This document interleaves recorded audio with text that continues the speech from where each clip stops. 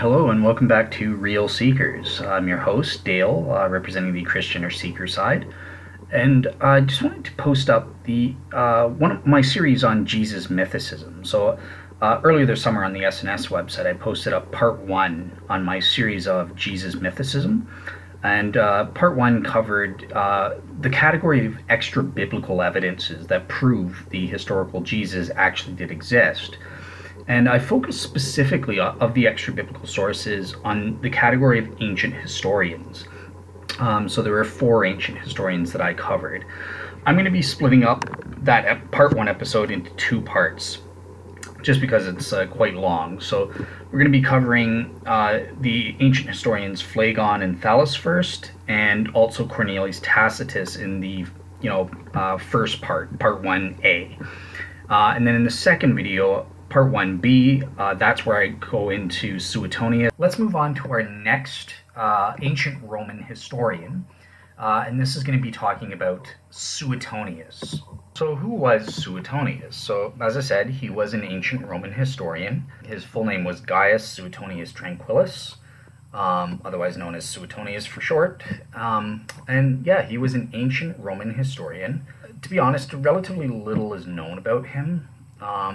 But we do know that he was a patron for the young lawyer Pliny Secundus, Pliny the Younger, who we heard about with Tacitus. He was the chief secretary for the ancient Roman Emperor Hadrian. And yeah, we know for a fact he had access to the imperial archives and records in creating his historical, or really Greco-Roman biographies of the first 12 Caesars, starting with Julius Caesar up until Domitian, again, who died in 96 AD. So he wrote what was called the Lives of the Caesars, covering these 12 Caesars up until the end of the first century. And he wrote this book around the same time as Tacitus, writing his annals. So he wrote the book, scholars say, somewhere between 117 to 122 AD. So, okay, what did he say then? What did he say about Jesus that Christian apologists like to use that proves a minimal historical Jesus? So there's two quotes here. So in the first place, he wrote concerning the Emperor Claudius. Claudius ruled the empire from about 41 to 54 AD. And he says this, quote unquote, "Because the Jews were making constant disturbances at the instigation of Chrestus, he expelled them from Rome." So, Chrestus, that's Jesus. It's talking about the Christ that Christians believe in. That's what these disturbances were all about. And the emperor got sick of the Jews and said, "Get the heck out of here. We don't want you anymore," because of these disturbances, fights between Jews and Christians, which at that time was viewed, Christians were viewed as sort of like an internal sect within Judaism. Stop infighting, get out of here. Now, Christian apologists say, well, perfect. This Acts chapter 18, verse 2 confirmed. This confirms that Aquila and his wife Priscilla, they were expelled from Rome, and they met the Apostle Paul after the expulsion. So, bada bing, bada boom, we got him. We got the mythicists here, right? Now, there's also, before I get into assessing it, there's also a second reference by Suetonius about Christians in general, and this is backing up our quote with Tacitus about Nero's persecution of Christians after the Great Fire of Rome in 64 AD. And he says this, quote unquote, "After the Great Fire at Rome, punishments were also inflicted on the Christians, a sect professing a new and mischievous religious belief." So this is quite interesting because he's talking about the Christians, confirming what Tacitus tells us. Also, he calls the sect, the Christian sect, a new religious belief. So that's interesting on the time frame for the mythicist debate, because some mythicists crazily try to argue that there were Christians before the first century, dating back to 100 BC. There were people that believed in Jesus, Messiah figures, and we'll get into this when we get to the negative evidences. But Richard Carrier, for example, and Bob Price try to make these arguments that we'll see are very convoluted and ridiculous and bordering on lies, quite frankly. But yeah, we'll get to that in a future podcast. But this quote alone puts a limit on that. Actually, it couldn't be in 100 BC. No, that it had to start before then. At the very least, being as charitable as I can to the mythicists, a new religion. So for the ancient Romans, they respected established ancient religions like Judaism. That was tolerated and a respected or allowed religion. To you're long before us. That before we came along, we respect your beliefs and we'll tolerate you. New religions, no, those were superstitions, and there was a big discrepancy or difference between the two, and they would persecute them. So Christians were seen as a new sect. They weren't ancient. They weren't an established religion. And this puts a limit on it. It would have to be 63 BC is when Pompey Magnus, or Pompey the Great, conquered the Judean province, or conquered Judea for the first time. So while there's some kind of relativity to what does new mean for Suetonius, we don't have, is that a couple decades? Is it 2 years? Is it 50 years, 100 years? But I think that we can be pretty comfortable and confident in saying, well, it would be at least 63 BC when Pompey conquered and went into the temple and discovered the Jewish God. There was no pagan idols in the temple and that sort of thing, and where he just desecrated the temple, or later than that. So yeah, claiming that Christians date back to 100 BC is just falsified by Suetonius here. Now, in terms of content, what's the main skeptical or mythicist objection to using Suetonius as proof positive a minimal historical Jesus did in fact exist? Well, number one, it doesn't actually mention Jesus. Again, who cares? Doesn't matter. We can overcome that objection. But it does come back down to the name. It doesn't say Christus like Tacitus does. It says Chrestus. And mythicists will try to say, well, Chrestus was a common name. It was a common name among slaves, so it was probably some kind of Jewish agitator and has nothing to do with Jesus Christ and Christians, but it has to do with some sect in Rome in 50 AD. Richard Carrier, I'll provide sources getting into detailed arguments about this. And, Carrier will say, oh, it was an interpolation where it changed. I mentioned that Richard Carrier, and I still believe this is true. I don't think Richard Carrier believes there is an interpolation. I could be wrong in my assessment. He does provide arguments for that, and I'll provide a source where he argues that it was originally in Tacitus. It didn't say Christus, it said Chrestus, just like Suetonius said, and then later on it became an interpolation, changing it to Christus to refer to Christians and that sort of thing. That's totally debunked by Tacitan scholars and everyone else who studies this, but I'll provide sources for that. The point is, with here, in Suetonius, it's not correct. It's Chrestus, not Christus. So this is really the main skeptical objection. It's not even talking about Jesus, buddy. It's talking about some random guy who did a Jewish zealot or semi-zealot who started up a riot in Rome and that sort of thing. So that's what he's taught. That's the skeptical comeback. So is it talking about Jesus then? Is it talking about a Christus, not a Chrestus, but a Christus? And various people have argued, in the first place, Chrestus would not have been a name, a proper name at that time. There was something along those lines, but it wouldn't have been Chrestus, especially not for a Jew. That name was just non-existent among Jews in the 1st century AD or otherwise, as far as I know. But definitely in the first century, this was not a name that Suetonius would have been mentioning in regards to some kind of Jewish agitator, which is what mythicists like to try and argue for here. We have the way people interpret it. Dr. Mason, for example, a scholar here in Suetonius and Josephus, he believes that the reference is to Jesus, but Suetonius altered his name to be heard to be that of a common slave name. We also found out with Tacitus that pagans got the name wrong among the vulgus, the mob, or the plebeians would falsely call Jesus Chrestus and that sort of thing. So maybe he's doing what Tacitus might have done, and instead of where Tacitus is correcting it, Suetonius just goes with the flow and says, okay, that's what you call him, I'm going to go along with that. Dr. Robert Van Verst, he also adds the peculiarity of a gravestone that actually offers both spellings at once. So it could be that both are correct, actually. And it's not an issue.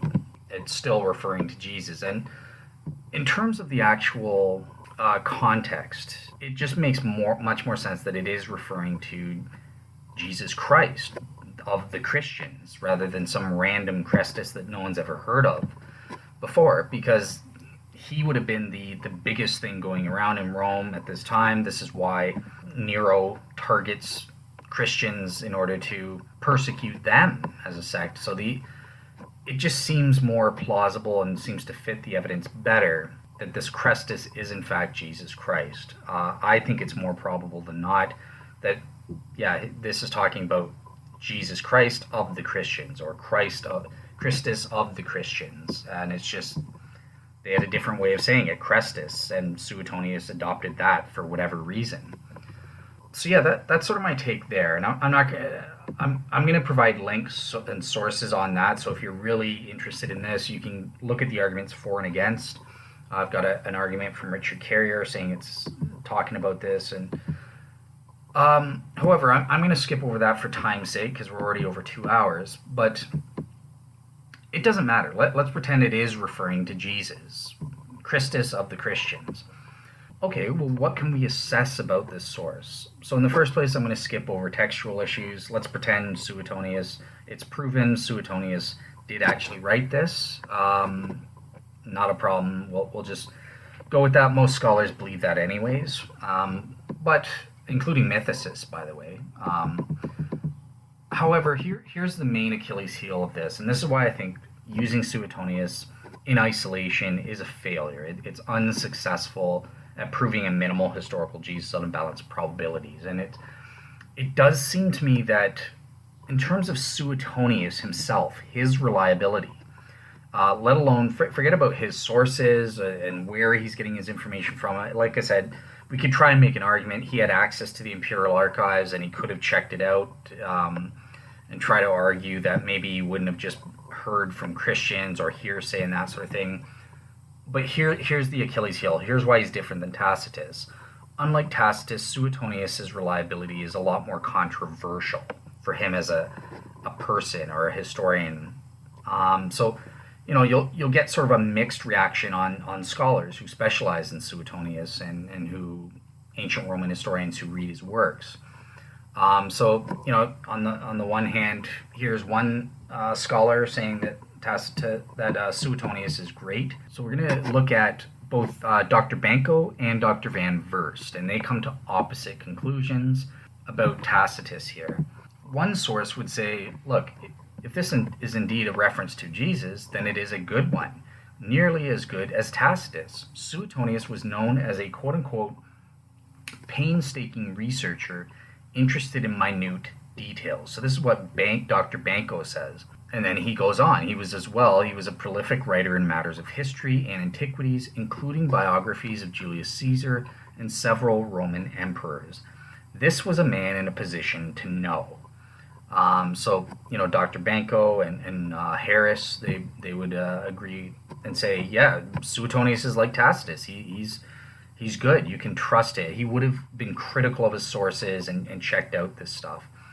On the other hand, Dr. Robert Van Verst tells us of Suetonius, quote-unquote, he repeats a mistake in his sources, and this is characteristic of Suetonius. He often treats his sources uncritically and uses them carelessly.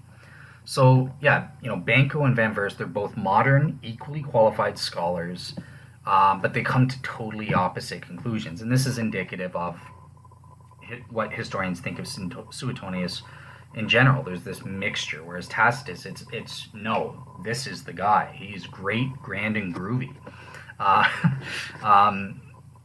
Yeah, but the point is there's this muddying of the waters, or this mixture, controversy among the scholars as to Suetonius himself and as a reliable evaluator and critical thinker about the sources that he's using. So here I think the mythicists can say, oh, no, it is equally possible Suetonius wasn't using imperial archives or official records. he was just getting his information secondhand or third hand from Christians on the street or pagans, telling what they heard Christians saying and that sort of thing. And there's really no way for me to, as the claimant here, to prove positively on a balance of probabilities that no, Suetonius was probably exercising critical evaluation of his sources when he's reporting these facts, and or was getting them from reliable sources, would have done the due diligence to ensure that. I don't think we can do that for Suetonius in the same way that we can make that argument for Tacitus. So yeah, right there, that sort of defeats that. I think Suetonius is a failure in isolation. However, I do think it is probably speaking about Jesus, and he was an ancient Roman historian writing at the same time as Tacitus and mentions the same events, such as Nero's fire, and links that to Christians. So I think that we can use Suetonius as supplemental or supportive evidence for backing up the Tacitus quote, perhaps. And so it could be valuable in that regards. But in terms of directly proving a minimal historical Jesus when in its own right, I think the mythicists are correct to be a bit skeptical of using this, and Christians should be cautious. It's possible that this is a good source, so it's not proven fake or something like that, but it's problematic. So yeah, that's my take on Suetonius. So yeah, next up we'll move straight into evaluating our last ancient historian, and this is the Jewish historian and the provably earliest of them all, and that is, of course, the famous and or infamous, depending on your perspective, Flavius Josephus. What does he say about Jesus? Okay, so in the first place, who was Flavius Josephus? Who is Josephus? So basically, Flavius Josephus, he was a Jewish person. He was born in about 37 AD to a priestly family. He was born Joseph ben Matthias, so the son of Matthias, and Matthias was, in the priestly class. He was the upper echelon in Jerusalem, and he died around 97 AD to 100 AD, so somewhere in that time frame. He was around he's really our main and only source, an eyewitness source of the Jewish war that took place from 66 to 70 AD, and then going to Masada with the Zealots and that sort of thing, up to 73 AD. So he gives us a history of the Jewish war around that time, the destruction of the Second Temple and everything. Yeah, he wrote several histories, the Jewish wars, and as well the most famous, the work that we're going to be interested in here, the Antiquities of the Jews. And this is the only book that talks about Jesus, and it's going to be the one that we're interested in. So the Antiquities of the Jews, this was written in about 93 AD. Most people put it at 93, 94. I've seen some as late as 96 AD, but most scholars place it 93 AD. That's the date of when this was written. So this is obviously over 2 decades earlier from Tacitus and Suetonius. So this is great. This is our earliest provable non-Christian secular source that talks about Jesus.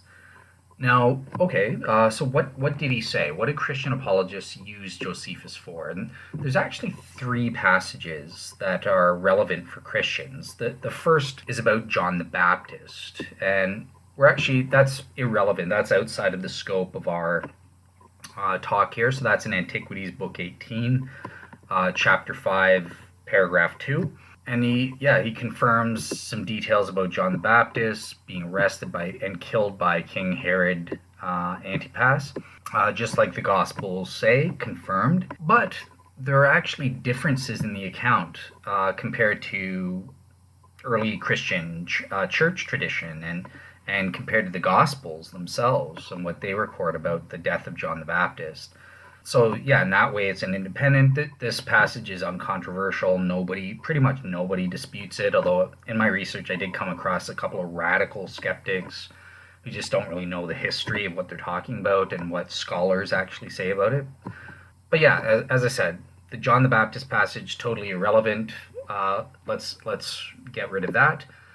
That said, for our purposes in proving a minimal historical Jesus, there are two passages in the Antiquities of the Jews that are relevant. So the first one is also in Book 18 of Antiquities, Chapter 3, Paragraph 3, and this is the famous Testimonium Flavianum. This is where Josephus tells us directly a lot of details about this minimal historical Jesus, confirming exactly what the Gospels say about him. So here's the full quote that Christian apologists will like to give. Quote unquote, about this time there lived Jesus, a wise man, if indeed one ought to call him a man. Hint, he's God. Gospels confirmed. And then continue on. For he was one who performed surprising deeds, meaning miracles, and was a teacher of such people as accept the truth gladly. He won over many Jews and many of the Greeks also. He was the Christ, aka the Messiah. And when, upon the accusation of the principal men among us, Pilate had him condemned to a cross, those who had first come to love him did not cease. He appeared to them, spending a third day restored to life. So he rose on the third day, other translations put it. For the prophets of God had foretold these things, and 1,000 other marvels about him. And the tribe of the Christians, so called after him, has still to this day not disappeared. Wow, this is incredible. I mean, geez, a Jewish historian telling us that teaching us Jesus was a real guy. He did miracles. He was put to death by the evil principal Jewish men, the scribes and Pharisees and Sadducees on the Sanhedrin, and Pilate. He was crucified. But he was in charge of the tribe of the Christians, and they didn't go away because he rose from the dead on the third day, just as the prophets in the Old Testament foretold he would. And Josephus even hints Jesus was God in the flesh, my friends, because it's not right to call him a man. So yeah, that's we get a lot from that. You get the entire gospel message in that little quote right there. So yeah, I think this is why Christian apologists are very pleased with this. But there's also a lesser talked about quote where Josephus talks about James, the brother of Jesus Christ, and this is in Antiquities, but Book 20, so it comes later after the Testimonium, Chapter 9, Paragraph 1. And basically it says this. So the relevant portion, Festus was now dead, and Albinus was but upon the road to come to Jerusalem to be in charge as the new governor.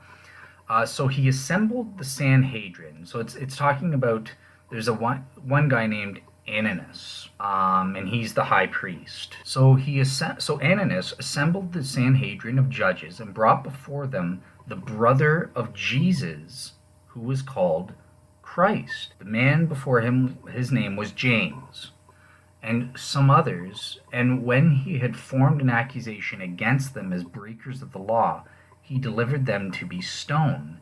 But as for those who seemed the most equitable of the citizens, and such as were the most uneasy at the breach of the laws, they disliked what was done.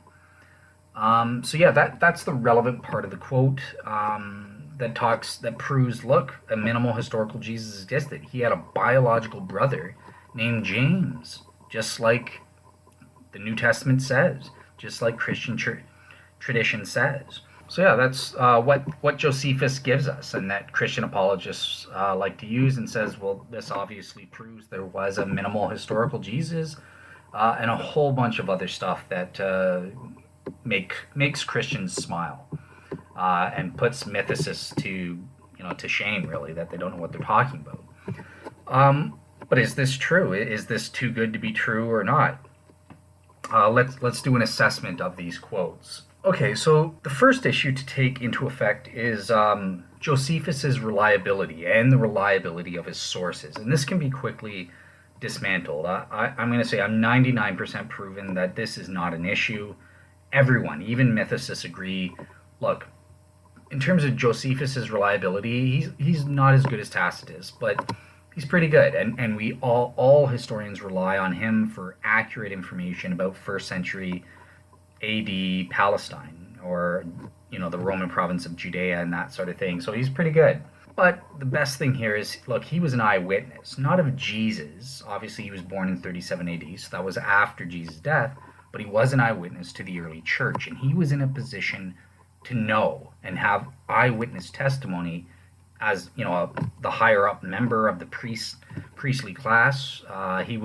Priests were converting to Christianity, so he would have had eyewitness testimony as to what their early claims were in the 40s and 50s AD, very, very early, and heard from people that were actually living at the time Jesus died and that sort of thing. So yeah, if Josephus said these quotes, then I would say it's 99% proven that this represents reliable information, eyewitness testimony. And it's true. A minimal historical Jesus died, and all of the things attributed to him actually happened. Okay, so let's look at the text then. That's really where a controversy is going to come up. So in the first place, Josephus as a whole, was the textual integrity. Did Josephus write Antiquities of the Jews, the entire book? And again, you will be laughed at. It's ridiculous. No one with a functioning brain or a PhD, not even mythicists, Richard Carrier, Bob Price, no one makes the ridiculous claim that Josephus didn't write the Antiquities of the Jews as a whole. So again, as with Tacitus, and there aren't even any radical lay skeptics that question this in the same way that there was with Tacitus, centuries ago, going back to, I said 1920. It was actually 1923 was actually the last person who was crazy enough to make that foolish claim. But nobody claims that about Josephus. The manuscript evidence is solid. We have early church tradition quoting from Josephus going as far back as the 220s with Origen, Eusebius, Jerome. Yeah, I'm going to do the same as I did with Tacitus. 95% proven. It's beyond reasonable doubt that Josephus wrote the Antiquities of the Jews. So really where the bulk of our conversation is going to come into play, where skeptics and mythicists try to, do away with this awesome evidence that proves Jesus did in fact exist, is the typical interpolation claim. No, okay, well the two passages referring to Jesus that we're looking at, those are interpolations. Josephus didn't write those specifically. And in the first place, I think I just have to state up front that mythicists are not crazy here. There are good arguments and evidence and actual proof, I would say, in one case, that there are at least partial interpolations. So in getting into this, so there are three positions one can take. Number one, the entire passage is authentic, as I just read it to you. Pretty much no one, not even Christian scholars, agree with that with regard to the Testimonium, the long quote about Jesus being a miracle worker and he was the Messiah. So in the first place, we have to reject it's not entirely authentic. The Testimonium, there are Christian interpolations. Origen tells us that Josephus's quote was negative against Jesus, and he wasn't a Christian, and he cuts him up for this. So would a Jewish historian really say Jesus was the Messiah and hint that he was God in the flesh? And no, that's proven beyond reasonable doubt that Josephus wouldn't have said those things. So there are at least some Christian interpolations in that text. And that's uncontroversial. All Christians, except even Christian scholars like Michael Licona, Gary Habermas, and Josephus scholars all accept this. So that has to be admitted up front. The second position is that the entire thing is an interpolation. Both passages, the entire Testimonium is an interpolation. And the mythicists aren't as ridiculous in regards to the James passage to say that's the entire thing there is an interpolation. They go for a partial interpolation for that. So that's the third option, is that these passages contain partial interpolations and are partially accurate. And so with regard to the Testimonium, that's the position I take. And I also take that with the James passage, that's entirely accurate. That was Josephus in its entirety. So those are the positions that I've come to. But let's get into it. Now, the other thing that I should mention here, so I've done a lot of research with Josephus. I looked at like dozens, literally dozens and dozens of sources, and I'm going to do my best to provide the best of those sources. I've read books, I've looked at both sides, skeptics and mythicists and non-mythicists, secular Christian sources, Christian apologists, and there does seem to have been a shift. So if you're looking at, and I think that Christians need to be aware of this if you're using Josephus, that there has been a radical update or revolution in the field since 2008. Between 2008 and 2014, there were significant updates in scholarship that if you're reading like a Christian apologist, so one of the books that I read from a Christian apologist, Josh McDowell, and I'll provide a source. It's a skeptical source against him on infidels.org, but you can pick up the arguments that Josh McDowell uses as well as get a skeptical counter by providing that source. But yeah, Josh McDowell, for example, his book, He Walked Among Us, is a great book, but it predates some of the updates. So you'll see some outdated arguments or arguments that have now become a little bit more controversial and that sort of thing. So just be aware there is that divide, and be aware of the dates of the arguments when you're looking for evidence on the Testimonium of Josephus or something like that. Be mindful of, okay, well, when is this author writing?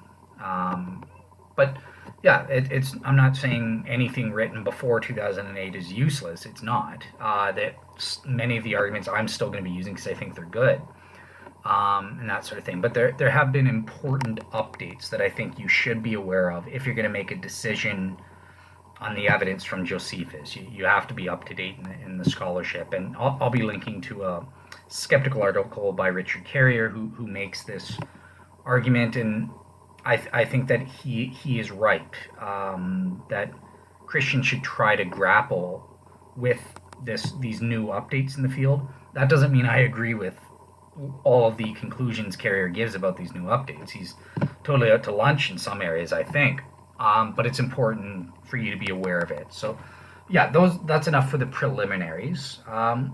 Let's get into actually assessing, are these an interpolation? Is it an entire interpolation, as mythicists like to say, or is it a partial interpolation? And we're going to first look at the Testimonium Flavianum, Antiquities 1833. So that's the longer passage. So it's important to note that the vast majority of scholarships on the Christian side here, they'll take the position that Josephus definitely talks about Jesus, even though a lot of some stuff, it's partially authentic and partially interpolation. So Dr. Louis Feldman, he's recognized, he's a secular world's expert on Josephus. Both mythicists and Christian apologists recognize his authority and quote from him. You'll see that Carrier, in many of the articles I quote to, Carrier uses Louis Feldman for his evidence, as do Christian apologists. And overall, Louis Feldman's on the Christian side. Mythicists are out to lunch, according to Feldman. So this is what he said when he was asked. So first of all, Feldman gives lists of about at least 87 scholarly treatments on the Testimonium. In personal email correspondences with Dr. Michael Kona, Feldman admits that he doesn't have an accurate percentage of Josephus scholars, and though he actually went out and surveyed every single Josephus scholar. But just from his detailed knowledge of the field, this is what he made a rough guess or estimate. And he says this, quote unquote, "My guess is that the ratio of those who in some manner accept the Testimonium would be at least 3-1. And personally, I would not be surprised if it were as much as 5-1. Jewish scholar, non-Christian Dr. Vermes also agrees, quote unquote, declaring the whole notice a forgery would amount to throwing out the baby with the bathwater. Indeed, in recent years, most of the experts, including myself, have adopted a middle course, accepting that part of the account is authentic, while some parts are not." So yeah, these are non-Christian scholars and world's experts in Josephus. Louis Feldman is a noted expert that both sides rely on, and he backs me up. So that's just keeping it real as to where scholarship actually is, and I think that that's we need to keep that in mind. But ultimately, appealing to authority is not going to decide the matter. And there are arguments for and against the passage that we need to look at. We need to look at the evidence. And as I said, there are literally dozens and dozens of articles. I looked at a heck of a lot of stuff for Josephus, and I'm not going to be able to include them all.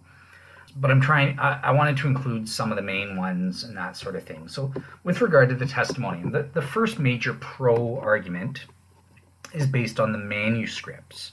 Every single manuscript on the planet has the quote exactly as Christian apologists like to say. These are both Greek and earlier Latin ones, as well as an Arabian manuscript that we'll talk about later, because that's a major evidence. There is an Arabic text by a scholar named Shlomo Pine wrote about this, and this is considered proof that the Christians are correct, and it's a partial interpolation, but it's partially authentic. But there are issues with that Arabic manuscript. We'll get to that later. So that's one of the new updates post 2008 that's come about, but we'll get to that later. But basically, everyone has a minimal mention of Jesus, where part of that quote that I gave of the Testimonium is correct, and it affirms that a minimal historical Jesus did in fact exist. We have multiple early church fathers, Eusebius, going back to Origen, Jerome, all talking about and quoting from this text in Josephus and that sort of thing. Now, one thing that mythicists are correct to point out is, well, look, remember though, even with all of this, all the surviving manuscripts of the antiquities could derive from a corrupted manuscript that took place, that was interpolated in ancient times. And, people like Carrier will say, well, let's say it was corrupted before 220 AD at some point, and all subsequent manuscripts are all based on this one interpolation or corruption or something like that. Okay, I don't think that we can conclude conclusively that just because it's in every single manuscript that we have today, that proves it is in fact authentic. However, the manuscript test is a major test that scholars and historians look to prove if something is in fact an interpolation, because you would expect variant traditions. Certainly we have that with the Bible and other historical documents. So the fact that there isn't a variant tradition, that just has no mention of this or at all, mention of Jesus or anything like that, or the Testimonium, it does say something. It passes a falsification test at the very minimum. Okay, so the second major argument, now there's just so much here, and I read over everything I could. Again, I'm going to provide sources for and against on this, but basically it relates to the style, the language and the style, and there are a whole host of arguments in this category of evidence, both for and against. Christian apologists will, and I'll give you a tectonics thing where there's a video. In the second video especially, he goes over a lot of Josephus style words and phrases and that sort of thing, and says, see, this proves Josephus did indeed write this. So for example, calling Jesus a wise man, that's not typically a Christian way of referring to someone, but that is Josephus calls people wise men. He calls Solomon, he calls Daniel wise men. So this is a Josephus phraseology or language that proves Josephus wrote this. Calling Jesus' miracles, quote unquote, astonishing deeds, in the Greek, paradoxa erga. This is a Josephus expression, and Josephus uses this for the miracles of Elisha.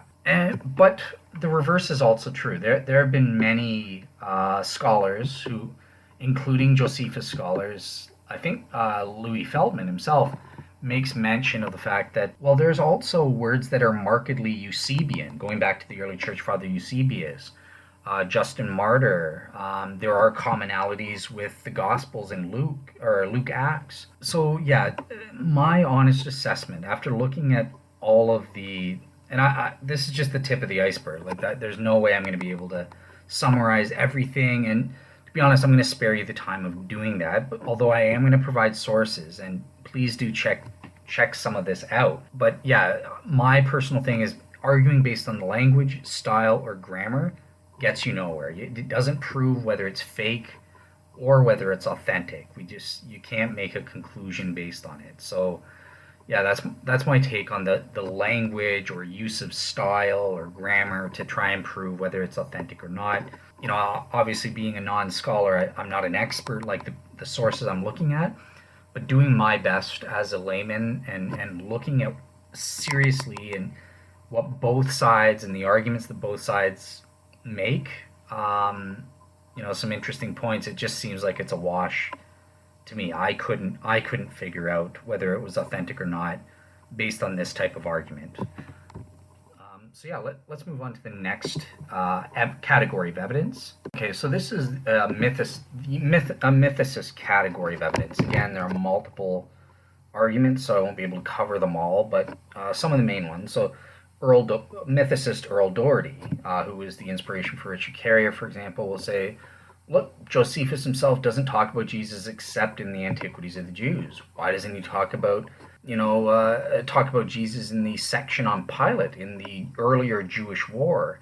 And, that's just not appropriate. The answer to that is, look, this type of argument is suggestive, but it's inconclusive. You're reading in motivations for Josephus, and he's provably not what moderns would expect, as are all ancient historians. They don't report details that we expect to. And again, this is the Jewish war. It's 66 to 70 AD. It's not focused on the 30s AD when Jesus lived.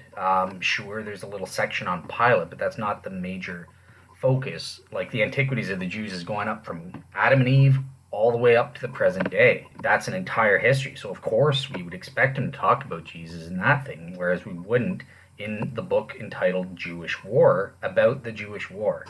And Dr. Robert Grant, he really notes that, look, quote unquote, none of them, John the Baptist, which mythicists say, yep, that one's good, James, Jesus, the death of Herod isn't mentioned in the Jewish war and stuff. Does that mean that didn't happen, or those are interpolations? Of course not. And mythicists know that this is ridiculous. This is just them reading in their own ideas of modern expectations onto the text, and it's proven time and time and again that their expectations are false. Ancients don't operate according to their assumptions as to what they would expect. And historically proven fact, 100%, not a single doubt in my mind, skeptics are wrong. Whenever they say we would expect this to be mentioned, they're always wrong. Or at the very least, it's inconclusive. You have to have very, very strong reasons, and this doesn't cut it.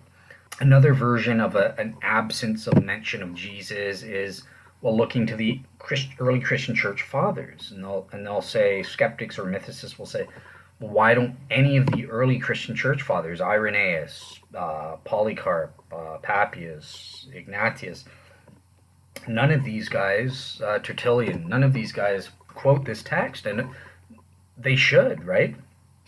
It's not mentioned until Eusebius. It's a valid question. Why don't the early Christian church fathers quote this passage? And typically the answers are, in the first place, we don't have all of their writings, so maybe they did.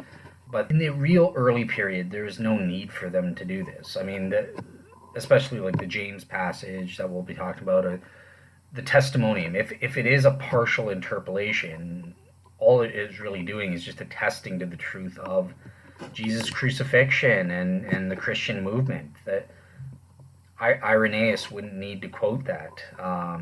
Really, it wouldn't have been relevant, because no skeptic in the history of mankind until modern times doubted that Jesus actually existed historically, and that's what quoting these passages are relevant for. It wouldn't help Origen in his arguments against the heretics or the pagans, for example. And yeah, again, you can't prove that we would have an expectation that the early church fathers in the early 2nd century would quote from Josephus's writings. Also, it's sometimes pointed out that the Josephon, as it's called, which is a medieval Hebrew version of Josephus, lacks this particular passage in question. So remember I said all extant manuscripts have this passage intact in one form or another, mentioning Jesus and that sort of thing without exception.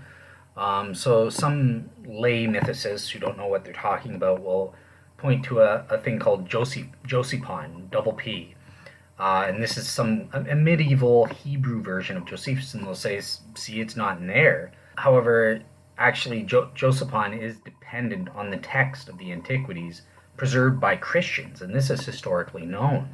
And trust me, that the text of the Christians had it in there. So it's really clear that the author of Josephon, he does not represent an independent manuscript tradition. He just purposely omits the passage for his own purposes. So, this claim of the skeptics totally fails as well. This is another one of those garbage ones. Now, in terms of this, this claim about the early patristic fathers, Justin Martyr, Theophilus, Melito, why aren't they mentioning Josephus?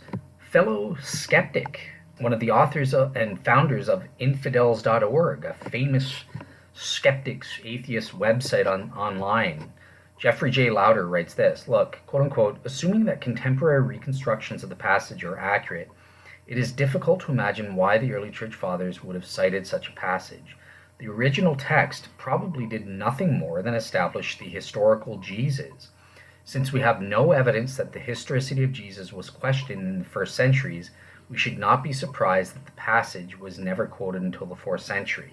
And then Christian scholar John Mayer, he provides this. He says, quote unquote, one possible explanation of this silence would actually jibe well with his reconstruction of the Testimonium and his isolation of the Christian interpolations that he provides. So, if until shortly before the time of Eusebius, the Testimonium lacked the 3 Christian interpolations that are suspected to have been put into the Testimonium, then of course the Church Fathers would not have been overly eager to cite it, for it hardly supports the mainline Christian belief in Jesus as the Son of God who rose from the dead.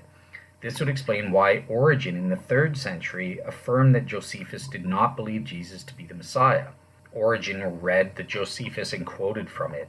So yeah, that's sort of the main argument. And the lack of mention, again, to my mind, it doesn't prove that this passage is inauthentic in its entirety. Again, even that isn't foolproof, but I'll give it to the skeptic. I'll give them 55% proven that this quote in its entirety is not true based on this lack of mention by the early church fathers during the first couple centuries. So another main category of objection. So Steve Mason, he says, look, quote unquote, the passage does not fit well within its context in Antiquities. So they'll try to say the particular Testimonium passage doesn't fit the surrounding text. It makes more sense if you take that out and then just read the narrative straight through, or it doesn't make sense to Josephus and his concerns in general. Steve Mason says the passage does not fit well with its context in Antiquities. Josephus is speaking of upheavals, but there is no upheaval here. He's pointing out the folly of Jewish rebels, governors, troublemakers. But this passage is completely supportive of both Jesus and his followers. So logically, that doesn't fit in the passage. That's sort of the main argument of the mythicists. But yeah, really, this doesn't work. So in the first place, Josephus is historically proven to be prone to digressions. He'll digress the conversation off topic, or give an aside and that sort of thing. So this wouldn't be a problem for Josephus. He does this type of thing all the time. Even if it is true what the mythicists try to say, and say that the 1833 is like an off-topic thing. However, in point of fact, this isn't actually true about Josephus, so it's totally wrong. Scholars have dismissed this argument immediately because, look, only 2 of the 5 surrounding paragraphs in Josephus's chapter, which contain this testimonium, are actually about true calamities. The content of paragraphs of chapter 3 are as follows. Paragraph 1 speaks of a potential calamity which was overcome by the courage of the Jews as they protested against Pilate. Paragraph 2 does speak of the calamity of the Jews, where a great number of them were killed and others wounded. Paragraph 3 is our testimonium, which is not about a calamity. Paragraph 4 describes the account of the seduction of a virtuous woman in the temple of Isis at Rome. It has absolutely nothing to do at all with the Jews or anything else in the chapter. It's a total digression. But yet mythicists and skeptics have no problem taking paragraph 4 as authentic to Josephus. That's the interpolation, if anything. That should be thrown out under your logic. But of course you're not, because you're just biased against Jesus. You don't want there to be proof for Jesus. And then paragraph 5 is again about the banishment of the Jews from Rome. So saying that, look, the passage about Jesus isn't about a calamity, therefore it doesn't belong in the text, it's just a total nonsense and wrong. Actually, only 2 out of the 5 surrounding paragraphs in that chapter are about calamities, and one of them isn't even about Jews at all. It's a total digression. So yeah, this argument is just total nonsense by the mythicists. Okay, and then the second part is it's unlikely. This part is successful of the mythicists.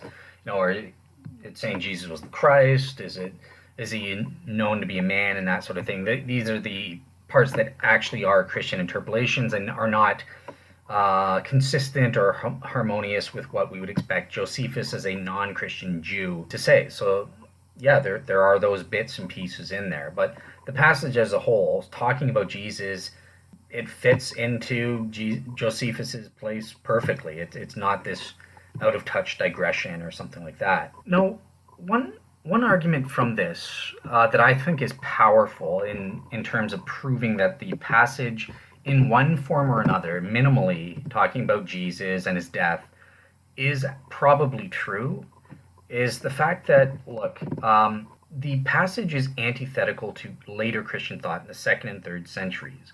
So it couldn't have been made by, or very probably was not made by, a Christian interpolator. And that is the fact that they stress the blame is on Pilate. So if you remember, I made an emphasis, those evil Jews. Actually, Josephus doesn't say that in the quote. To say it that way, he doesn't lay the blame for Jesus' execution on the Jews, like the Christians did at that point.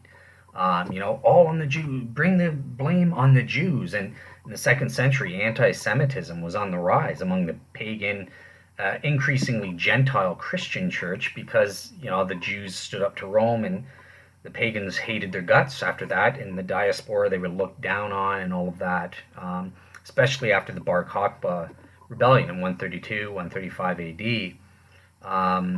Life was just never the same for the Jews. So it doesn't make sense that a 2nd century or 3rd century Christian interpolator would have put the blame and been angry against Pilate as opposed to the Jews. It would have been the reverse had a Christian done it. And I think that this is really a powerful argument for the authenticist side, that the Testimonium does contain at least an authentic substratum talking about Jesus and his death in relation to Pilate. And it's this criterion of dissimilarity. So I would give that about 65 to 70%, proven it's authentic and minimally authentic. There's a partial authentic portion in that regards there. Yeah. Okay, here's another category on the positive side. So basically, some scholars have said, look, this such a fake is totally unprecedented. Steve Mason states, quote unquote, to have created the Testimonium out of whole cloth as an entire interpolation would be an act of unparalleled scribal audacity. So therefore, this is ridiculous. It's totally ad hoc on the part of mythicists.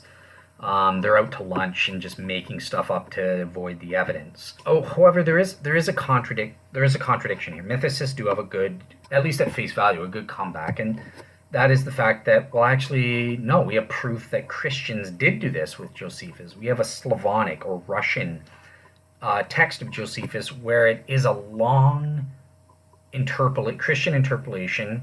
It's only found in the Slavonic or the Old Russian version of the Jewish War. And I'll provide, this is a medieval manuscript, so it has no bearing on ancient Christians doing interpolations of this kind.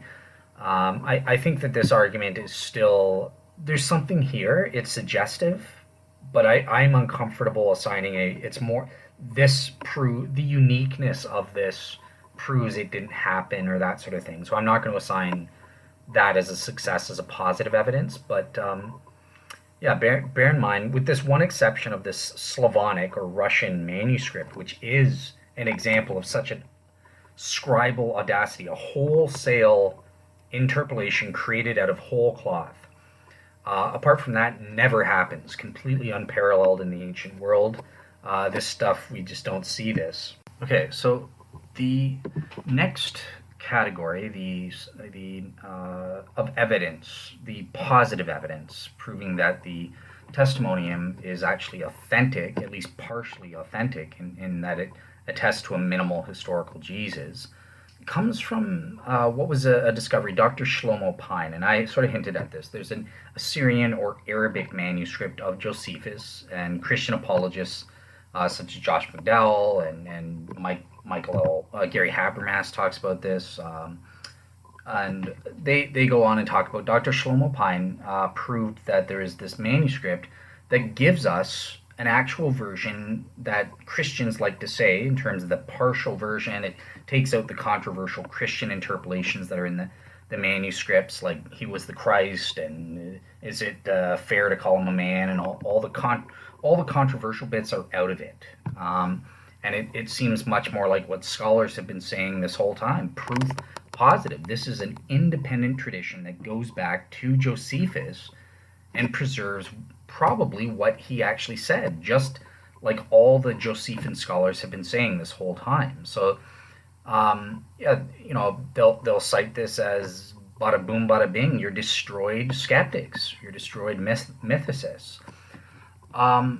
Unfortunately, this line of evidence is controversial. And you'll see Michael Licona, sorry, back in 2010 in his book, even he starts to admit he still thinks that this Arabic manuscript, that it's potentially good evidence, but even he's starting to distance himself and say it's become controversial since 2008. So there has been an update in the evidence from this that makes it a little bit more controversial to use. And since I'm not, so I think we can't use it. I don't feel comfortable because it does look like, this evidence, we can't prove that it's an independent tradition.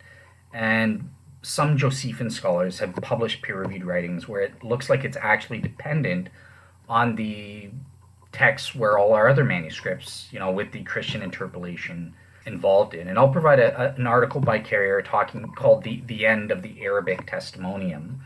Again, don't take everything Carrier says, take it with a grain of salt, because he's very bombastic. That's his style. And, he concludes things way beyond what the data suggests. But I think he's correct that there is definitely realistic doubts about this, to the point where I'm not comfortable using this as positive evidence. There was actually a partial and uninterpolated manuscript from the Arabic or Syrian that's preserved a text just like what Christian apologists have been saying this whole time. Take out the controversial bits and there you go. But actually, yeah, there is some evidence saying that this Arabic fragment, as of 2008, claiming that it's based on an independent tradition, there is some reason to think it was misinformed. Really, the Arabic editions do not derive from an original text of Josephus as was claimed prior to 2008. They seem to be really just paraphrases of Eusebius, and there are scholarly arguments to that effect. I'll put in that article so you can see that and that sort of thing. So yeah, the Arabic text is not something I use as positive proof that the Testimonium Flavianum is in fact authentic. Okay, so that brings us to the final category of evidence for the Testimonium. And it's something that I think is successful, but I'm not going to count it here just for argument's sake. But it's the connection to the James passage in book 20 that we're going to be looking at next. And this is a lesser known text. It's not always focused on. Really, the Testimonium gets all the attention, and I think this passage gets really neglected. But this is a lot less controversial. There aren't any to my mind, provable interpolations at all. It's entirely authentic, I'm going to be arguing for. And if that's true, it presupposes the truth of an earlier mention of Jesus, and the only mention of Jesus that we have is this testimonium. So if the James passage is true, then probably, again, it's not an ironclad argument because Richard Carrier does try to argue that they can be totally independent. Even if the James passage is authentic, that doesn't prove the testimonium's authentic. It could just be an independent reference. But by far, the vast majority of Josephian scholars, people that actually specialize, secular scholars specializing in Josephus, including people that think the Josephus passage, the testimonium is fake, or we can't prove that it's authentic. And I'll provide a source on that by Peter Kirby, I think is his name. He's against it, but even he admits it seems more likely to be true. If the James passage is in fact true, it assumes or presupposes that the testimonium, that a prior passage in Josephus talks about Jesus Christ, and the only place where that could be is the testimonium, because he doesn't talk about Jesus anywhere else that we have extant today. So I think that argument is successful, but I'm not going to even use that to establish the testimonium, but just be aware that that is an argument. So yeah, next we're going to get into the passage on James, because I think this is really strong evidence, and it's unfortunate it gets neglected. I actually am more interested in this topic than I am about the testimonium, because testimonium there's a lot more controversy. A lot of it is language based. A lot of the updates in 2014 are kind of language. Oh, it's Eusebian style, or no, it's unique to Josephus style, or no, he's copying Acts based on language, and it's very speculative. Mythicists will point to this or that thing, and Christians have ready responses and proof that they're wrong, and vice versa. Christians will say, no, this is only Josephus, only Josephus says this word, but then it's proven, Mythicists will prove, no, actually, Justin Martyr said this, or Eusebius said something like this, or look, it's in this language is in Acts too.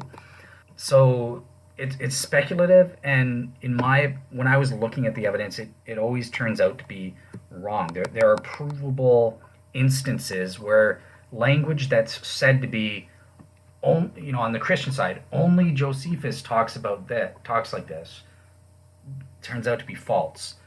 On the Mythicist side, only Christians would talk like this. Josephus wouldn't talk like this. He would never say this. Complete rubbish. Again, Christians prove with actual examples, no, actually he does say stuff like that. So that's why I said that the language evidence is just a wash. But that's what a lot of the updates from 2008 to 2014 were about. But yeah, it just turns out to be a wash. It doesn't work. The Arabic manuscript does work. That's neutralized. Why did I get on that tangent? I don't know. Anyway, so yeah, we'll get on to James. But the testimonium in isolation. So I did think, remember that argument from the criterion of dissimilarity makes it more probable that the testimonium is true. And I assigned 65 to 70% based on that type of argument, or that category of argument. And I gave that example where Josephus is blaming Pilate more than Jews, and that would not be the case with 2nd century or 3rd century Christian interpolators. And I think that category of evidence does seem more persuasive to me. But there's also the skeptical mythicist side, where I gave the 55% success rate to the lack of mention in early Christian church fathers, and it's problematic to argue that we would expect them to say it, but there does seem to be provable instances where the Christian apologists will say, oh no, we have no expectation, it's just about the historicity, and they don't question that. But actually, early Eusebius and that sort of thing, they do use the quotes for purposes that Christian apologists will say they wouldn't. So yeah, I think I give it to the skeptic. It's very speculative as to what we can prove their expectations are on these, quoting a Josephus passage like this. So I gave it 55%. So yeah, in terms of an overall probability, that would be, 60.31% probable that the testimonium passage in Josephus is not a total interpolation, but reflect insofar as it reports a minimal historical Jesus, reports a partially authentic passage by Flavius Josephus. That's based on the evidence. That's what I report for the Testimonium. But yeah, let's take a look at that second passage that always gets neglected, and I actually think is stronger than the Testimonium. That's from Antiquities of the Jews, Book 20, Chapter 9, Paragraph 1, and that's the passage about James. So let's get into that. First place, one thing to immediately mention here is, look, we don't really get a lot of details in this passage. This is one of the arguments for authenticity. It's just an aside. The focus is Ananias, the high priest. It's not on Jesus, it's not on James. They're just an off-the-cuff or the historical criterion of disinterest. And this is an argument in favor of its authenticity. However, there's a skeptical thing here because in terms of the content, we don't really get that much. We get, okay, there was a guy that was killed, condemned by the Sanhedrin. His name was James, and he had a biological brother named Jesus, who was the Christ, or called Christ. Really, that's it. What if a radical lay skeptic wants to say, oh, well, that's referring to, there just happened to be another James. He also had a brother named Jesus, and he claimed to be the Messiah, and that has nothing to do with the Jesus who had a brother named James who claimed to be the Messiah of Christianity. Well, you're right, the passage doesn't directly do that, but that's implausible. It doesn't make sense. That's very improbable and ridiculous way to go. If the passage, and no mythicists try to argue in this way, no one credible like Richard Carrier would say that's ridiculous. If it says what it says, then, and there's no interpolations, then yeah, that's obviously, in the context, we know that's Jesus Christ of the Christian faith, giving me my minimal historical Jesus. And we know that from the surrounding context. So from its linkage to the Testimonium, its implication that there would be that other passage, and also the socio-cultural historical context of Christianity and just evaluating basic probabilities. There's only one such Jesus that we know of who went around being Christ. That's the Jesus of the Christians. Just happens to have another brother who was condemned by the Sanhedrin in the exact same time that Christian tradition says that James, the brother of the Lord, was killed, and that sort of thing. So yeah, that's sort of a ridiculous objection. This is our minimal historical Jesus if this passage is correct. Obviously, mythicists like Richard Carrier and that sort of thing say, well, here the debate with this passage is the entire passage that's relevant entirely accurate? As a Christian, I say, yup, absolutely. And the mythicists, they don't say the entire passage is an interpolation. They know that that's ridiculous because of that argument, that first positive argument, that it's so off the cuff. The criterion of disinterest proves that a Christian interpolator wouldn't have written this. It's just so innocuous, and it's not the main focus of the text. It's just an off-the-cuff comment, as Bart Ehrman would say. So what they go for is, well, part of it is interpolated. Obviously, what part? Who was called Christ. That's the specific part. Jesus was mentioned, James was mentioned, but in one way or the other, later Christians, ancient Christian interpolators later on, interpolated this, who was the Christ, because they're like, oh, Jesus and James, that must be Christ. And Richard Carrier makes an argument that instead of who is the Christ, it said Ben, or that's the Hebrew way of saying son of Damanias, the high priest. Jesus, the son of Damanias. And it became corrupted. They took out the son of Damanias and stuck in who was called the Christ, as an innocent accidental mistake on the part of Christians, according to Carrier. It wasn't a deliberate thing, and it doesn't make sense for them to make a deliberate thing just here, because I think there's about 30 Jesuses mentioned where they could have done this type of thing and corrupted the text and put in who was the Christ and all this. But basically they get this because in the full context, Josephus does mention in the same place Jesus, the son of Damanias, the high priest. And that's one of the evidences skeptics will give here, and we'll get to that in time. I'm not going to debunk that yet. But yeah, so that's sort of what we're looking at here. What is the mythicist versus Christian claims? So I gave one argument already as to why it's authentic. Most scholars, mention the fact that look, Josephus is this criterion of dissimilarity. His emphasis isn't on Jesus or even James, but on this Ananias who was deposed as high priest. That's what this whole thing is about. John Meyer argues, quote unquote, we have here only a passing, almost blase reference to someone called James, whom Josephus obviously considers a minor character. He's mentioned only because his illegal execution causes Ananias to be deposed. A second standard traditional argument here is look, Josephus's account of James being stoned is different. Criterion of dissimilarity. It's different from the account given by ancient early Christian church fathers like Hagesippus in the 2nd century. It contradicts the way Christian tradition says James was killed. So again, quoting Meyer, the traditional claim, quote unquote, according to Hagesippus, the scribes and Pharisees cast James down from the battlement of the Jerusalem temple. They begin to stone him, but are constrained by a priest. Finally, a laundryman clubs James to death. Now, James' martyrdom says, according to Hagesippus, was followed immediately by Vespasian's siege of Jerusalem in 70 A.D. So another couple of reasons. So this is I'm taking this from Mike Licona again. So Mike Licona provides 5 traditional reasons as to why this passage is authentic. So number 1, it appears in every single one, without exception, the Greek manuscripts, without any notable variation. That's sort of I don't think that proves it. Same with the Testimonium, because yes, the manuscripts we have are late, though we do have early church fathers like Origen quoting from it. That's going to be an issue of contention. Some mythicists like Richard Carrier contend with that, but we're going to see it upholds. Second, the text provides a passing or blase reference to James, so okay, we've already covered that one.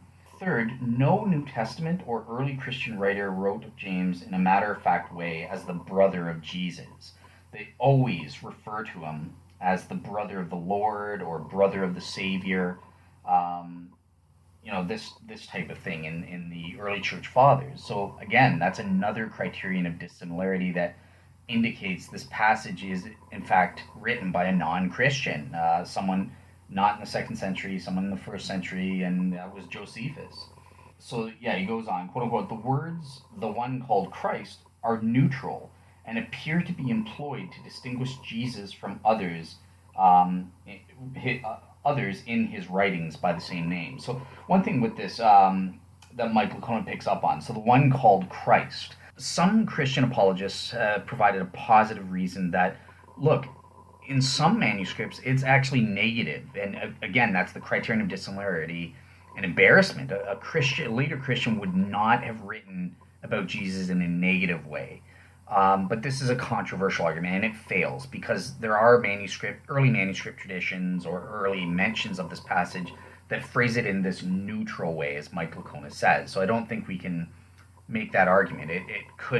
A neutral statement by saying he was called the Christ could be the one called Christ. Could have been written by a Christian or might not have been. So fourth, we've already covered this. So James' execution differs significantly from the other one. Fifth, okay, here's one. So Josephus's account is short and a matter of fact compared to other writings. So this is going to be challenged. Some skeptics say, look, mythicists will say this passage is too brief, and that doesn't match Josephus's style. Now, this is complete rubbish on the part of mythicists, but just be aware that this is a counter-argument. This actually turns into a counter-argument. The brevity of this James passage, according to mythicists like Carrier and Bob Price and that sort of thing, will say, well, this proves it's not authentic because it doesn't match.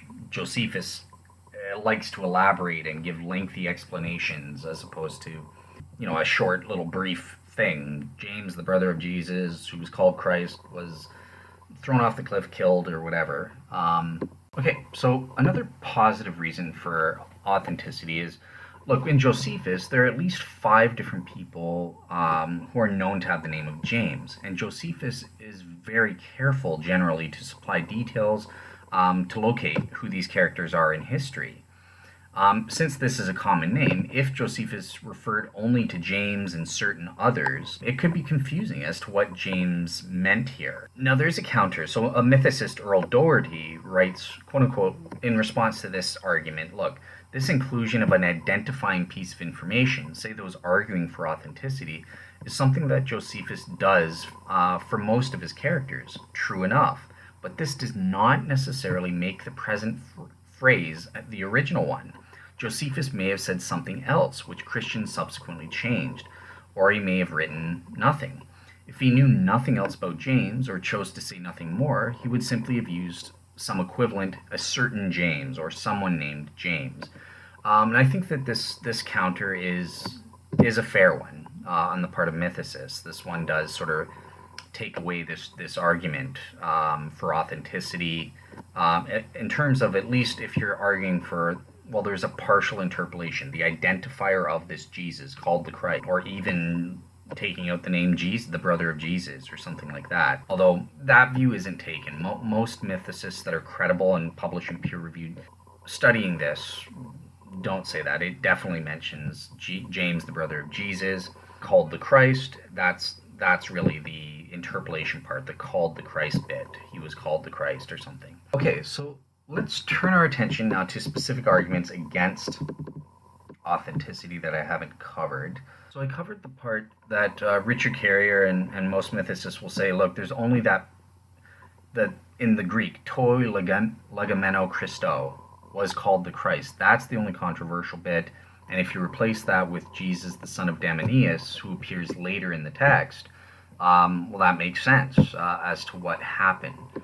But actually, so now I'm going to refute this answer. But historicists and Josephus scholars say that this is a ridiculous thing to suppose. First of all, there's no proof of it. It's just speculation, an ad hoc, really desperation on the part of mythicists here.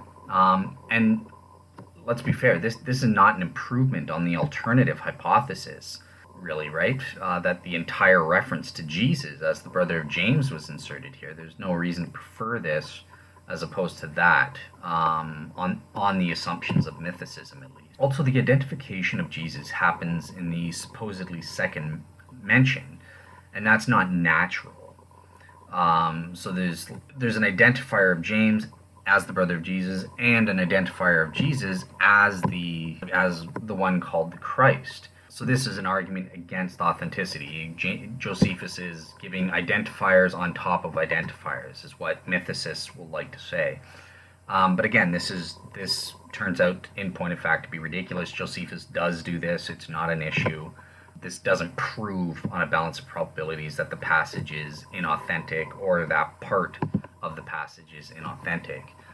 So here's another skeptical argument from mythicist Earl Doherty, and he argues, why would Josephus think to make Jesus paramount by placing Jesus before he talks about James, right? So the passage mentions Jesus first and then mentions that James was his brother. So Doherty is saying, well, why?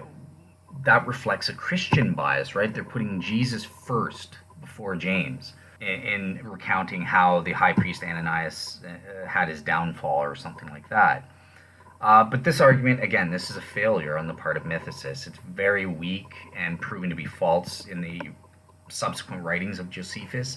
You know, really the fact that the brother of Jesus, who is called the Christ, is placed first in the accusative does not mean that the reference to Jesus is given some kind of pride of place. This is modern mythicists reading in what they want to see in this passage, but that's not what Josephus was doing necessarily as an ancient writer. So yeah, all it is it's simply one grammatically correct way of identifying James from Josephus's perspective.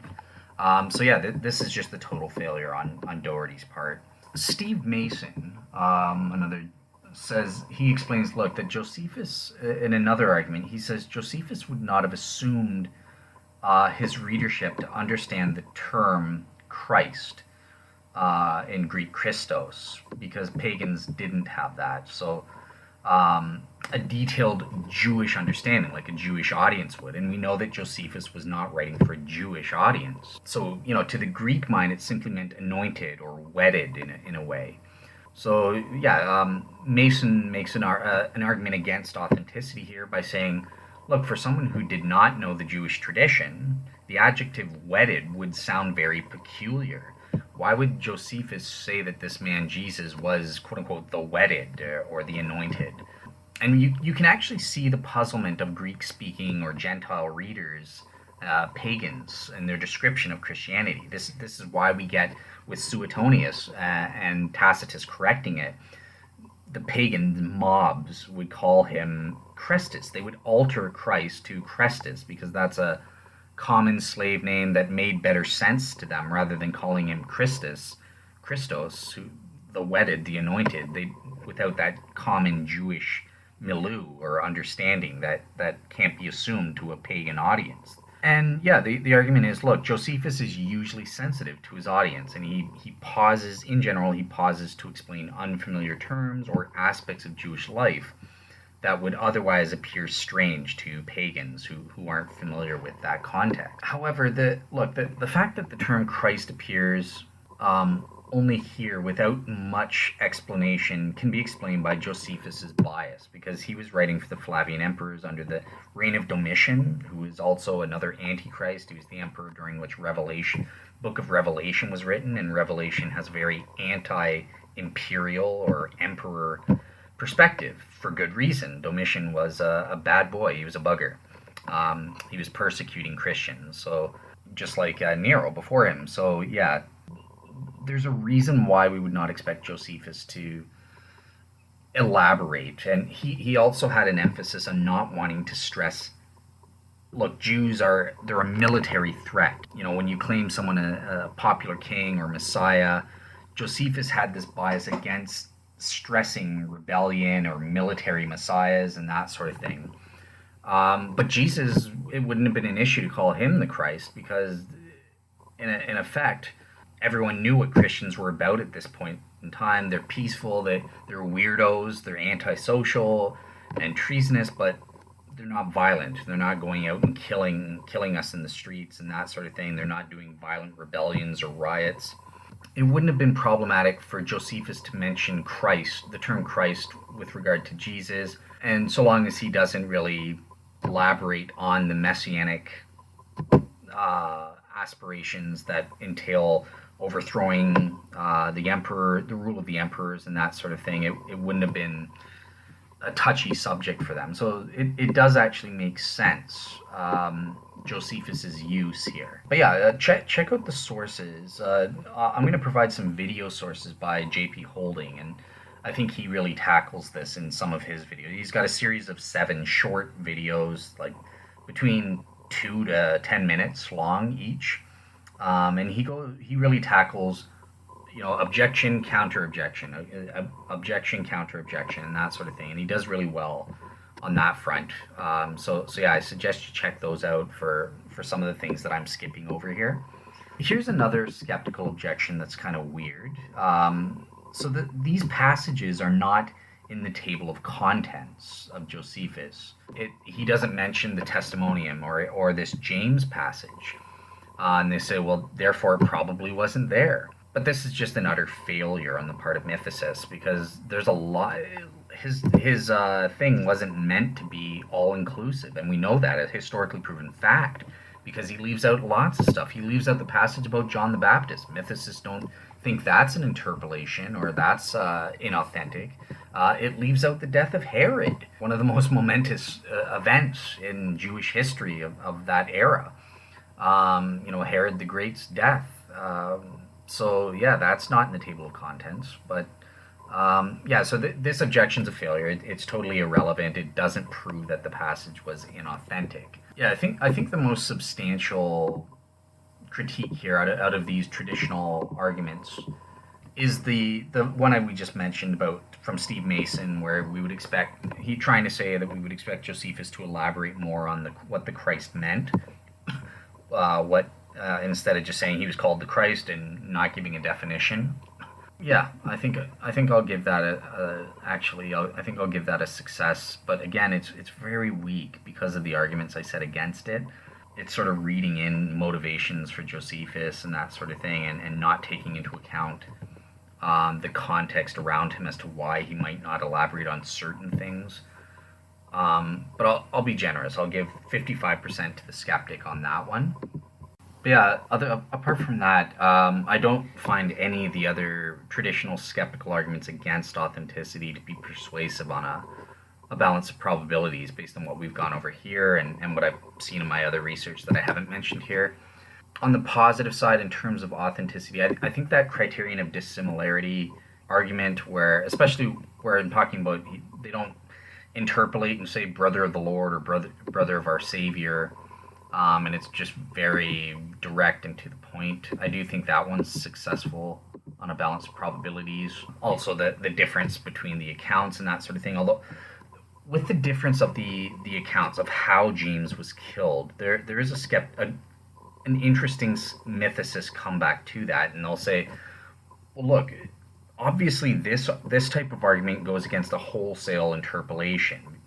But at the same token, it doesn't necessarily rule out a partial interpolation. If he is talking about a James and he died in this manner, but it's a different Jesus, he was the brother of Jesus, son of Damnius, then it explains why there were restrictions on the level of interpolation that an ancient early Christian interpolator would have added in. He would have kept most of it the same and then just added in called the Christ or something like that.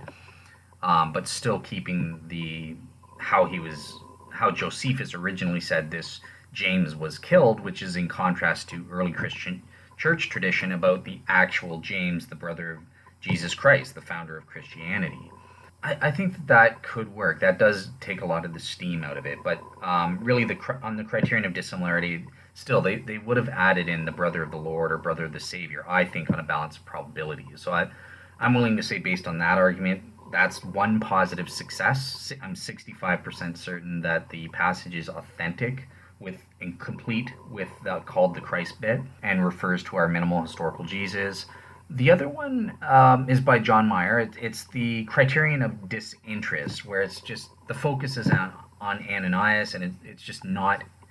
It's very blasé. It doesn't display any interest in James or even Jesus, and I think that this one is also successful.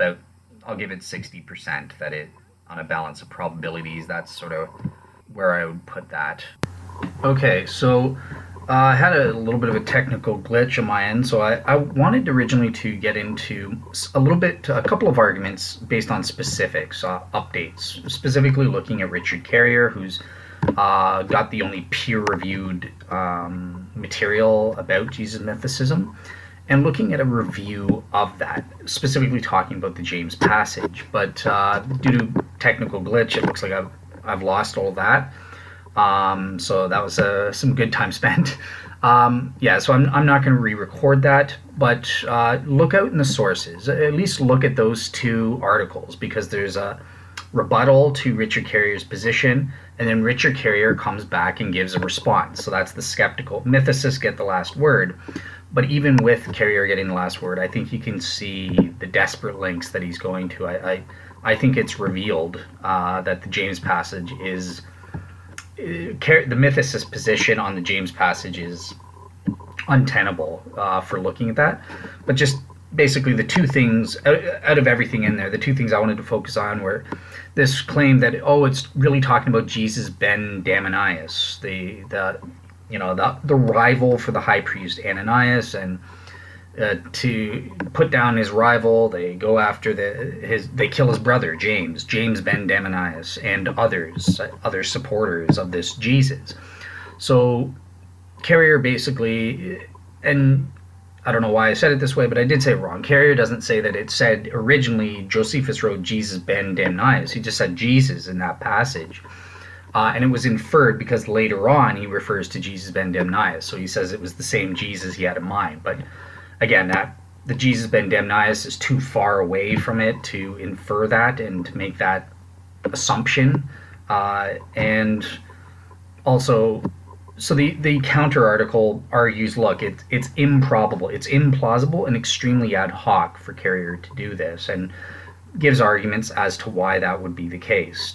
And it says, in the context of the passage, Jesus called the Christ makes better sense of what's going on, rather than Jesus ben Demnius as a rival. That hypothesis is ad hoc, and he lists off in Appendix 1 a lot of all the assumptions that Carrier makes, non-evidenced assumptions and speculations, which make his theory very convoluted, and it's implausible based on what's going on in the passage itself. So yeah, take a look at that. I'm not going to get into that because I want to be done by the 3.5 hour mark. The second major issue that I was addressing originally, and now it's lost, was the question of origin. So Origen mentions this passage and attributes it to Josephus.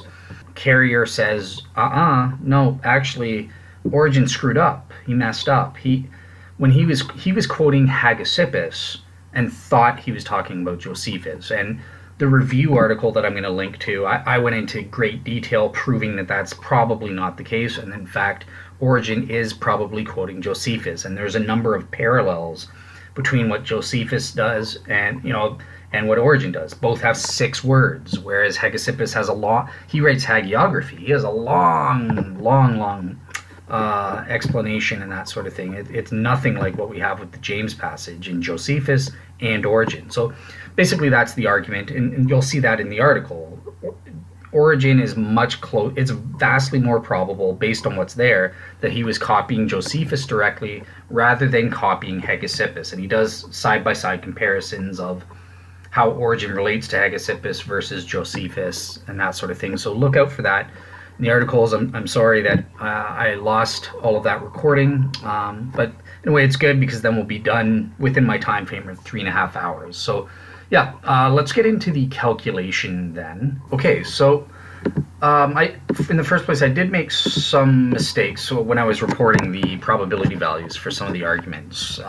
So it's just, I've got like 400 pages worth of notes here that I made in regards to mythicism. So I think I got lost track and was looking at a different argument when I said, so for example, I said the criterion of dissimilarity as a positive argument here. The brother of the Lord thing and that sort of thing. And I said 65%. It's actually 70% is the value I assigned for that evidence. Also, I'm going to remove I gave 60% for the criterion of disinterest in the passage. Now the reason I'm removing that as a positive evidence in the calculation for the authenticity of the James passages. That argument works if you're saying it's not an entire interpolation out of whole cloth, but I don't think it works against someone like Richard Carrier with just the partial accidental interpolation. So that argument is actually a failure against a more nuanced mythicist argument. So that's why I'm removing that. So it's just the 70% for that criterion. Then there's the 55% on the mythicist side for that argument based on the Christ, not elaborating on that and that sort of thing. So those are the 2 factors that went into the calculation for this James passage that I think are actually provable on a balance of probabilities to say whether the passage is authentic or not. It's an partial interpolation or something like that. So yeah, doing that, calculating that out in Bayes, we come to an overall probability based on all of the factors that are above 50% on the positive and negative side, and we get 65.63% probable that the James passage is not an interpolation. It is authentic in the way I read it, mentioning Jesus Christ of the Christians and therefore proving a minimal historical Jesus existed. Now in terms of the total for Josephus, so remember we had 2 passages. So we had the James passage where we just got that 65.63% combined total based on all the successful arguments. And we also had the Testimonium. Based on the overall calculation there, it was about 60.31% that the Testimonium proves there was a minimal historical Jesus. So plugging those figures into those two positive evidences for Josephus into Bayes, we get a total of 74.37% probable overall that Josephus's two passages talking about Jesus are not interpolations. They're not later Christian interpolations. And when we combine that and multiply that by the, remember I said it was 99% proven that Josephus is reliable, or using reliable eyewitness sources and recounting the details if he said what these passages say. And I was 95% certain that Josephus wrote the Antiquities of the Jews in general as a whole. And then we times that by this 74.37% that we're certain these two passages, in terms of proving a minimal historical Jesus at least, are not later Christian interpolations. Either partially for the James passage, and with the Testimonium, well, there are partial interpolations for that, but it's not an entire interpolation with respect to proving there was a minimal historical Jesus. So multiply that, 99 times 95% times 74.37, and we get a total of 69.95% proven that Josephus proves that there was a minimal historical Jesus based on the factors I've included here that I think are successful. So yeah, that's it for Josephus, and this is it for part one. We're at the 3.5 hour mark, so perfect. So what do we get overall from part one here? So in terms of, in the first place, in the terms of the calculation itself overall, so we came across, in evaluating the 4 to 5 ancient historians, non-Christian secular historians, only 2 out of 5 were successful in the sense that overall, it was more probable than not that they do actually prove there was a minimal historical Jesus. So those were Tacitus, Cornelius Tacitus, the Roman historian writing about 115 to 117 AD in the Annals, 1544 there, and now Josephus with the 2 passages that we've been evaluating for the past hour. So what is the total based on these 2 ancient historian evidences from these 2 ancient historians?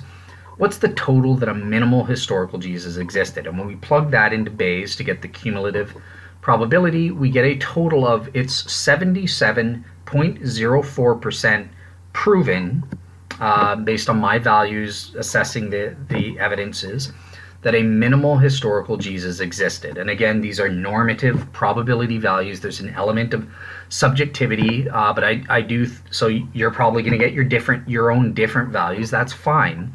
But still, my values are within the reasonableness range. I think I've argued and provided sufficient reason for the values that I'm assigning to them, or at the very least, I've presented what those reasons are to you, and you can evaluate for yourself if I'm if I'm totally out to lunch or right or wrong or whatever. But yeah, so that's great. It's very probable, close to 80% probable based on these evidences in isolation. So make no mistake, there's going to be other parts where we're evaluating more positive evidences, which will make it go even further up.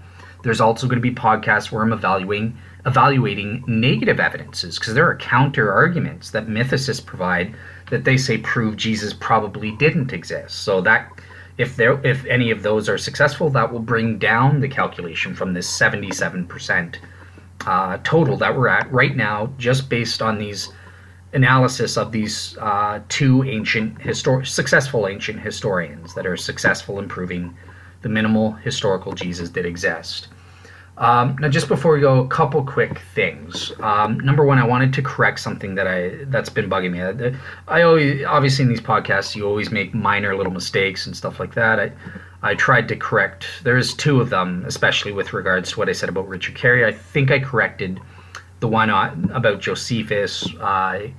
Richard Carey doesn't argue that it said Jesus ben Damnius in the critical James passage. It just said Jesus, and it can be assumed it was talking about Jesus ben Damnius from the context, because that name is mentioned later on.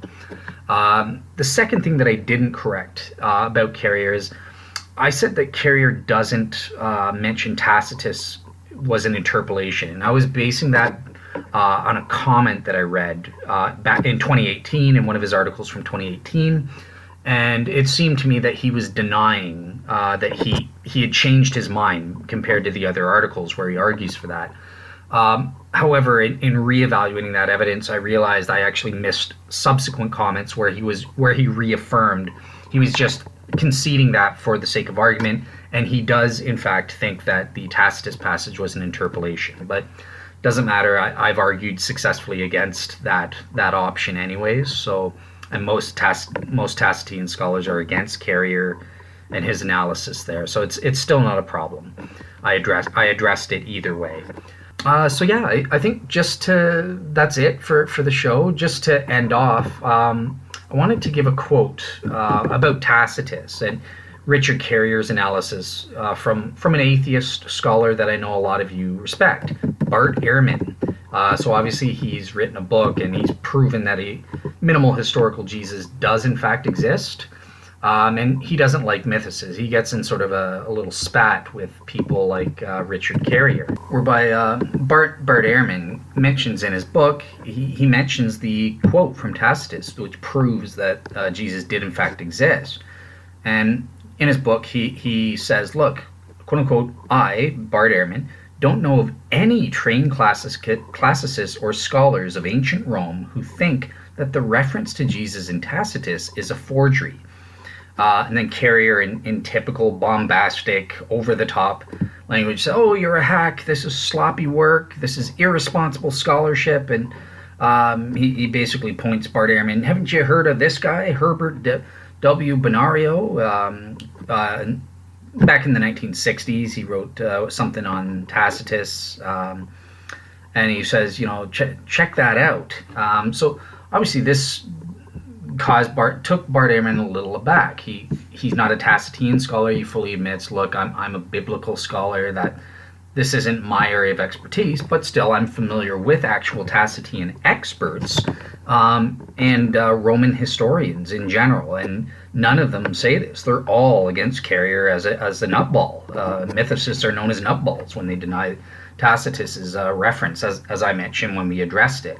And so, taken aback, Bart Ehrman reaches out to a world's expert, Dr. James Rives, ancient Roman historian and Tacitian scholar who's familiar with Tacitian scholarship as an area of specialty to check into this. Is this true? Is there scholars that do deny this as an interpolation? And basically, he got back to Bart Ehrman and says, your friend is ridiculous. So in the first place, Bonario is a world's expert scholar, and he wrote in the 1960s a good bibliographical source. In the first place, he says, look, Bonario cites another article called by a scholar named Samagni, and he's the one who makes this argument that Carrier is trying to appeal to, that proves one scholar argues for a Tacitian interpolation here.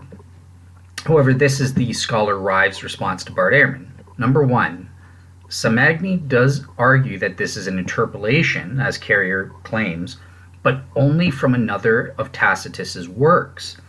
The whole thing sounds to me like a house of cards, since the Histories, Book 6, which is the other work where this quote is allegedly from originally. So it's just, the quote about Jesus was never an interpolation as though it never existed. One singular scholar in the 60s said that Tacitus wrote about Jesus in a different book than where it is now, book 6 instead of 15. Oh well, who cares, even if true. But again, book 6 doesn't exist, so this is just all sheer speculation that makes no proof at all. It's just them saying it. And finally, Rives finishes off number 3, speaking to Bart, this is clearly a minority opinion, since I've never even encountered it before you brought it up to me and I looked into it. So yeah, that was his initial response. Bart Ehrman also gets back in touch with him because Carrier also sent him 2 quick articles. It's confirming in these articles. Segmagni didn't say that the reference to Christ was a whole cloth interpolation, as though Tacitus never wrote about Jesus to begin with, or this passage to begin with. It's just, oh, well, it was in a different book than it is now. Book 6, not book 15. That's all that this scholar is arguing for, this Tacitian scholar argues for. But there's also a second article Richard Carrier provides to Bart. It's by a guy named Coesterman. He's an editor of Tacitus as well. And basically, Coesterman, he argues that Tacitus made a mistake in associating the Christianity with Christ. But basically, this guy doesn't say anything about the reference to Christ not having been written by Tacitus himself. So yeah, Richard Carrier, he's the one doing sloppy scholarship here. He's making convoluted arguments and putting things into the mouths of people that they didn't actually say to try and make a point, just to get rid of this clear reference and proof that Jesus did in fact exist, or this Christus, the founder of the Christian faith, who we know from elsewhere was Jesus. So yeah, this is his response, quote unquote.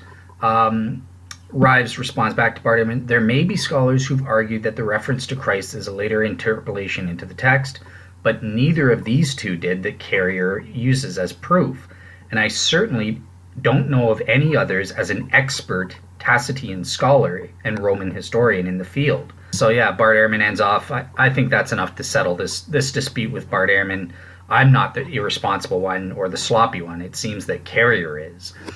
So yeah, that just wanted to end off with that, because I do think that is indicative of Carrier's research. If it sounds great on the surface, if you just read Carrier, if all you know is you just read through what he gives you, and I definitely recommend that you do read his stuff. I'm not saying it's total garbage and isn't worthy of attention, even by scholars. Of course it is.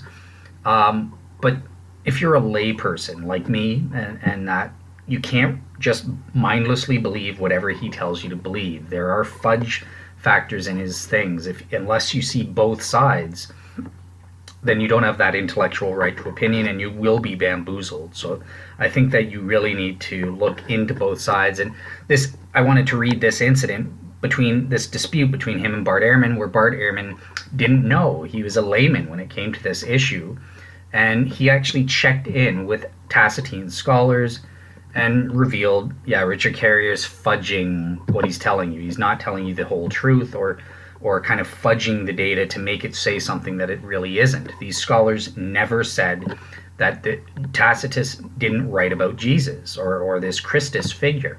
Write that passage. So yeah, that's how I'll end it off here. I hope you guys enjoyed the show, and I'll get back.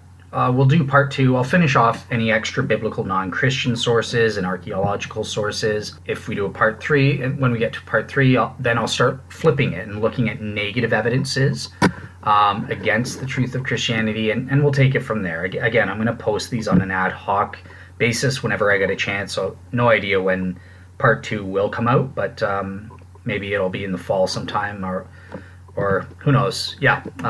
So yeah, have a great week, everyone, and I hope you guys enjoy. Please check out the sources, and I'll provide a document in the sources with my calculations, so you can kind of make sense of that outside of an audio format, but actually look and see what numbers I gave to what factors in part 1 here. So all right, have a great week. Bye-bye. P.S.